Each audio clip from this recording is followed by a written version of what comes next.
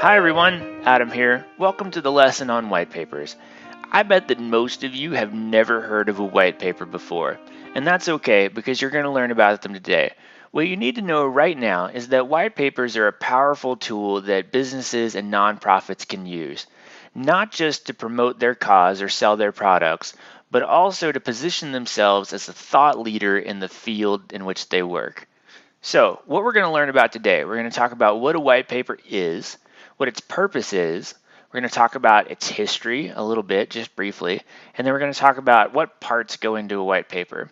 And then on Thursday, when you come to class, you're going to do what's called a jigsaw activity, where we divide you into groups and each of you presents a particular facet of white papers. And I always enjoy watching you all present because you always do such a good job. So let's talk about what a white paper is. And if it's at first unclear, don't worry, it'll make more sense as we go. White papers were originally a shorthand term for a government report. They actually derived their name from the British Parliament. And so back in the early 20th century, the British Parliament commissioned essentially two types of reports. One was called a Blue Book report, and it was much thicker, much more heft, and it was bound in a blue cover. White papers were typically still pretty substantial, but also shorter. And they actually came bound in the same white paper that they were printed on. So imagine like whenever you get, a new ream of paper at the store and it's bound in that white paper, that's where white papers came from. What it is an authoritative report that helps readers understand an issue, solve a problem, or make a decision. It's usually used to argue a specific position. It's not usually presented as like a back and forth, like you could go this way or you could go this way. It usually picks a side and argues that side. And usually as part of that, it proposes a solution. Today it's used in two big places, one of which is in government and hoping to influence policy or lawmaking. The other is in business-to-business marketing, and we're going to talk about both of those, and you can choose which one you want to do for your white paper. It's also generally used for external audiences, and I want to show you two here that I think are pretty handy. This is actually one that I wrote, believe it or not. It's called A Three-Step Approach to Agricultural Education and Training Institution Building in Sub-Saharan Africa. It's as exciting as it sounds. So here are two other white papers. This is kind of a thing that I wanted to show you, is that they can be very slickly done. So this is very pretty. Look at that. Look at the pictures. They're looking at this report. This guy seems to be gazing adoringly at this guy for some reason. I don't know. Look at Bob and his financial. Okay, I'm done now. So there's a table of contents, and then so they can be very pretty. Here's another one. Both of these samples are on Scholar. I just wanted to show you that they don't have to be white papers in the sense that they're plain, and lame. And in fact, presentation is half the battle. All right, let's go back to our PowerPoint, wherever it went to. Here it is. All right, so here's some things about white papers. Here's their purpose. They advocate a certain position is best, and that there is a particular solution and it's best for a particular problem. When they're used in a commercial setting, they could influence the decision-making process of customers. Here's what I mean by this. So imagine that, so there's two, let's start with the government one. So imagine that you are writing on behalf of the National Wildlife Federation. One white paper that you could write would be that you could write a white paper on why introducing wolves to Yellowstone Park is a good thing for the park's ecosystem. All right, that makes sense. And so you could maybe lay out a plan. And so it does a couple things. Obviously, that is the cause of the National Wildlife Federation. They want to see conservation happen. They want to restore species. Everybody knows that's what they do. And they could make brochures for this. They could put up slick websites for this. But what the white paper does that's different from all those things is it also positions them as a thought leader in that field. So whenever they turn out a really well-researched, objective, logical paper about why it's a good thing to introduce, wolves back to Yellowstone National Park, it makes them look really smart and like somebody that you would want to ask for help with, okay? And so, yes, it is beneficial to them. It does serve as a certain type of advertising, but it's also, entirely objective. So hopefully that makes sense.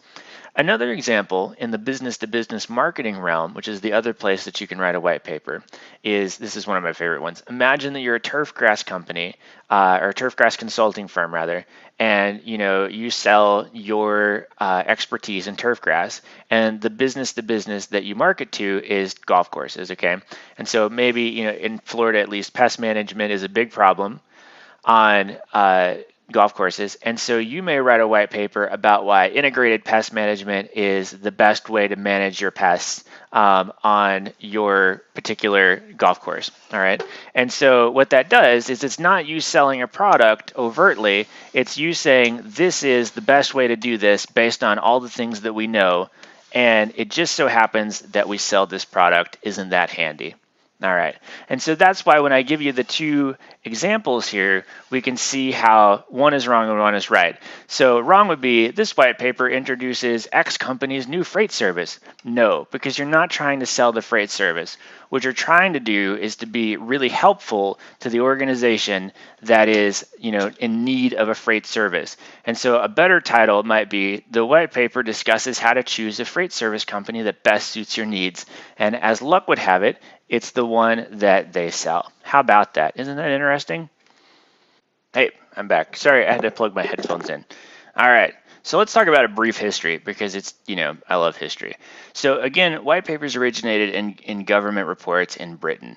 One of the very first white papers was written by Winston Churchill, and then of course it was called the Churchill White Paper. This was when he was, I believe, Secretary of State or whatever the English equivalent is. And it was called the Churchill White Paper of 1922. And what it did was it clarified how Britain viewed the Balfour Declaration, which we all know helped the British aid the establishment in Palestine of a national home for the Jewish people, which of course became Israel. And so what it was basically, again, this is used in the context of government. Churchill laid out a logical, linear argument for why, the state of Israel should be created, and it became the Churchill White Paper. And, all the other members of parliament read it, and they used it when they debated it, and then large chunks of it became law or enacted in policy. Here's some other ones. So today, other examples is we present it to government as policies while at the same time inviting opinions. And what I mean by this is it's not a definitive piece. It's not policy. It's not law. It's just saying here is our best argument for X position, on X topic. And then other people get to respond to it. And so what it does, it presents government policy preferences prior to the introduction of legislation. And so here's some examples. Famous white papers I found on the internet. The white paper on full employment was an Australian white paper written by a member of the Australian government, whatever they call it there. And it was basically a plan for how to employ everyone in Australia. And it dictated their labor policy from 1945 to 1974. So it was a pretty long-running thing. There was, of course, the White Paper of 1939, which everybody knows, refuted Churchill's White Paper of 1922. And then later on, another one, 1966, the Defense Paper was another United Kingdom white paper, which basically laid out a logical linear argument why they should never go to war again unilaterally. And it said that they would always go to war only with NATO. So these are things. Now, yours may not be, about going to war or employing an entire country, but it still could be important. All right, so let's talk about the second type, business-to-business marketing. It's been a thing that people do since the 90s. This is my picture here representing the 90s. It's the most 90s picture ever. Look at all that nylon. Jesus, okay. It's been applied to documents as to marketing sales tools. What it is you select facts and logical arguments to make your case favoring your company.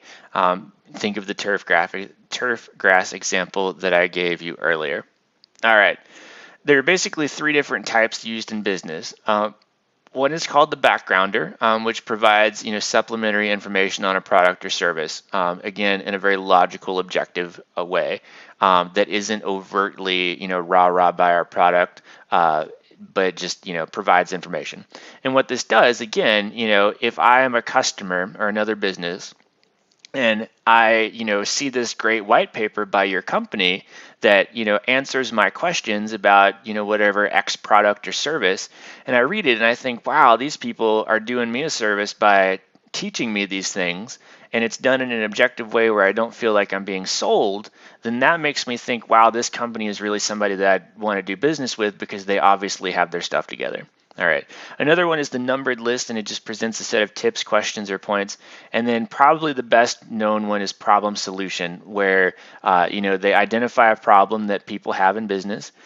They identify potential solutions, most of which they will happen to sell. All right. Let's talk about tips and parts in the next video. Thanks for being a great audience.